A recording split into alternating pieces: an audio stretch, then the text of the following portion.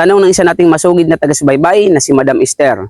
May silver ako, sing-sing, hindi ko hinuhubad pero hindi nagbabago ang kulay. Wedding ring po ito. At iyan po ang ating bibigyang linaw sa video natin ito.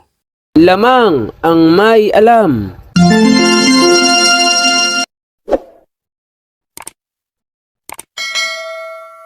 Magandang panahon po sa inyo mga kaibigan ko dito po sa ating channel, More Than Treasures. So nandito po tayo sa aking farm at sa kasagsagan po ng init ay ang sarap po pahinga dito sa ilalim ng punong kahoy. Namiss ko po ito dahil matagal po akong hindi nakaahon dito. Kaya dito na rin po ako gumawa ng content habang nagpapahinga.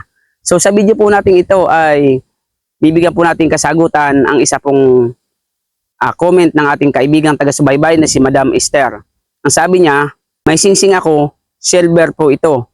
Hindi nagbabago kahit hindi ko hinuhubad. Wedding ring ito.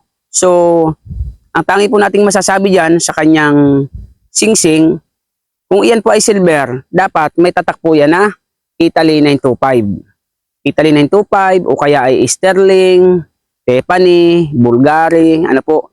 Yan po ang mga tatak ng silver. So, kung yan po ang tatak ng iyong silver, automatic, yan nga po ay tunay na silver ang iyong singsing na wedding ring.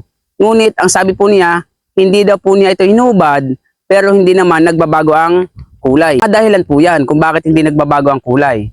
Kung ang iyong silver po o singsing na wedding ring sabi niyo ay singsing at may tatak po yung Italy 925, so 100% yan po ay silver. Kung yan po ay hindi mo hinubad at yan po naman ay hindi nagbabago, ang ibig sabihin po niyan, yan pong kamay mo o ikaw po mismo ay hindi po acidic. Dahil ang tunay pong silver, kapag yan po ay hindi hinuhubad ng isang tao, yan po talaga ay umiitim katagalan, lalo kung ito po ay acidic. So kung hindi po yung nangingitim, ibig sabihin hindi po acidic ikaw, kaya hindi po nangingitim yan. O kaya po yan ay hindi nangingitim, kung wala naman po yan tatak na Italy 925, Sterling o wala pong tatak na silver, Bulgari, baka naman po yan ay hindi silver. Maaring yan po ay white gold o kaya stainless o kaya platinum. Kaya titignan nyo po yung tatak niya na kasi hindi po lahat ng singsing na kulay puti ay silver. Marami pong precious metal na kulay puti pero hindi po ito silver.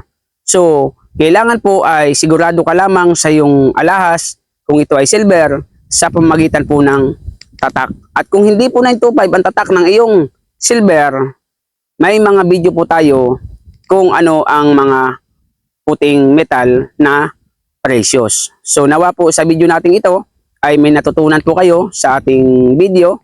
At kung ito po ay nagustuhan nyo, pakisubscribe nyo po ang ating channel sa mga baguhan pa lang. At kung nagustuhan nyo nga, paki-like and share. Pakihit nyo po ang notification bell at ilagay nyo po ay all upang lagi po kayong update sa ating mga bagong videos. Kung may katanungan po kayo at request, comment po kayo sa ating comment section. At sa mabilis na usapan, meron po tayong FB page, More Than Treasures. Welcome po ang bawat isa sa mga baguhan at sa datihan na. Maraming pong salamat sa inyong walang sawang pagsuporta. See you on our next video. Shoutout sa inyong lahat. God bless po. Lamang ang may alam.